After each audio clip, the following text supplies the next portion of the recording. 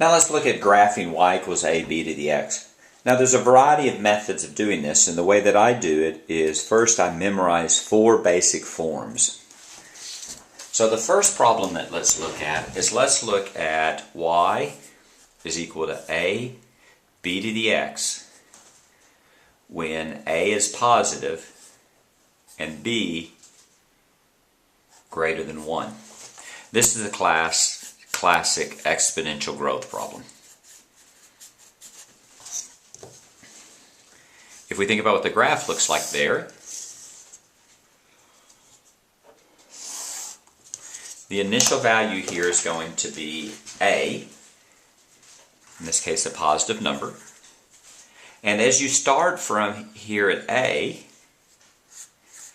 that's x is equal to 0 and y is equal to a. As x increases, y grows exponentially.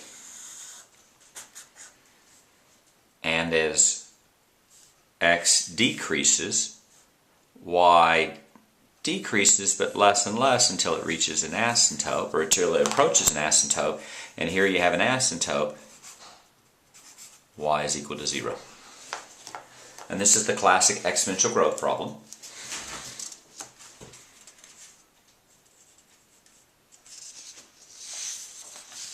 And if we can look at an example real quick, if you have y is equal to 3 times 2 to the x, we can just do a table of values, x and y,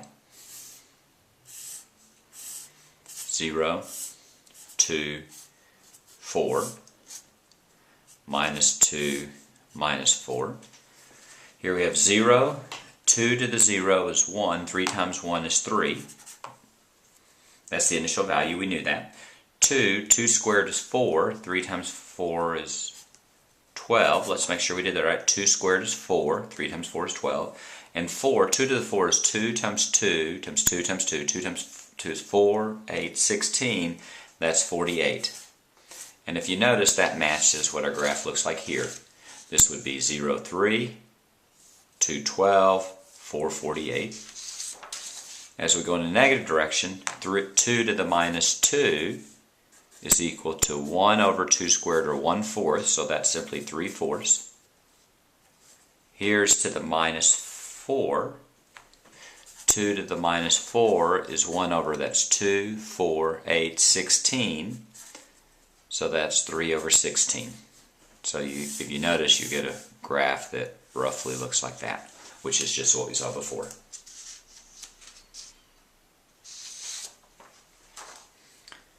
Now let's again start with y equals ab to the x, but now let a be positive and b be between 0 and 1.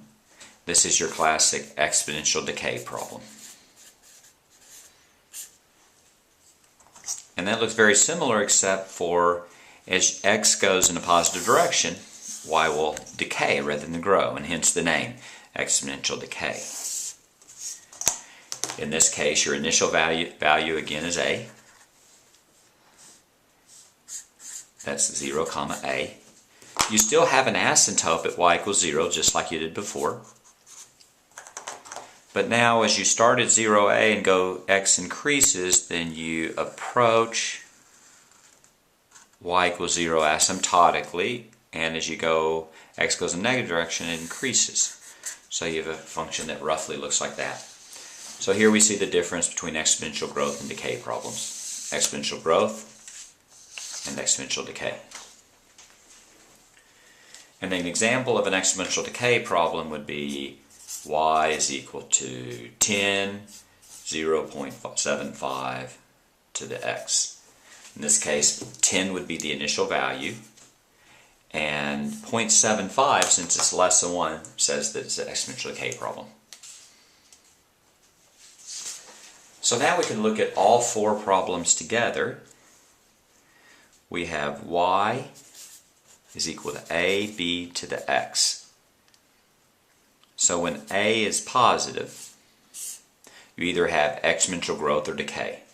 If a is positive, if b is greater than 1, then you have a graph that looks like this.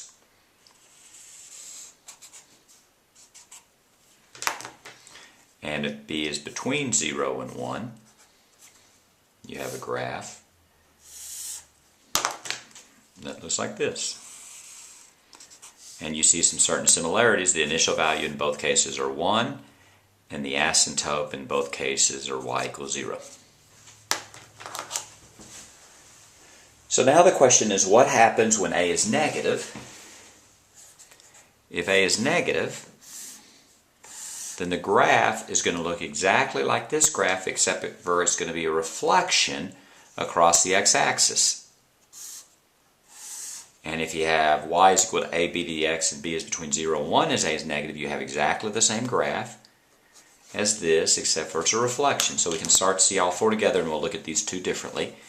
In this case, the initial value is still a, but in this case, a is a negative number. And you have a graph that looks like this. Do you see how this is simply this graph, but it's reflected across the x-axis? Then when a is negative in its exponential decay, you start a is still the initial value, and a again is negative in this case. You approach the asymptote y equals 0 from this direction. X goes in this direction. So what you have here is you have four different problems. This is called exponential growth. This is exponential decay. If you wanted to, you could call this exponential growth flipped and exponential decay flipped. So let's look at these two problems individually. Y is equal to a b to the x. A is positive. I'm sorry, a is negative. B is greater than 1.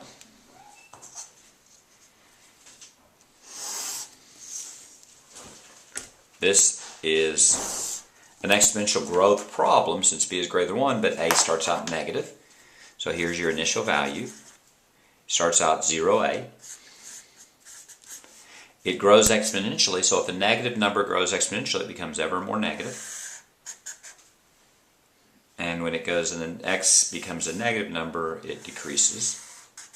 And the asymptote stays the same. If you know the asymptote in all four of these examples are the same, it's y equals 0.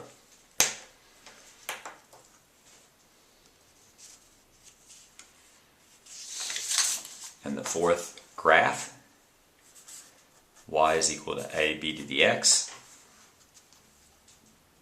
A is negative, b is between 0 and 1. It's an exponential decay problem, but it's an exponential decay problem that has been flipped across the x-axis. So in that case, the initial value again is a.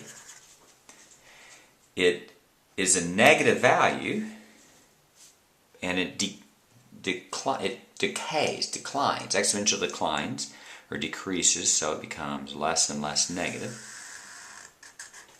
Any other direction more positive. The asymptote is the same. Y is equal to 0. And this value here is 0a. And those are the four forms of the graph.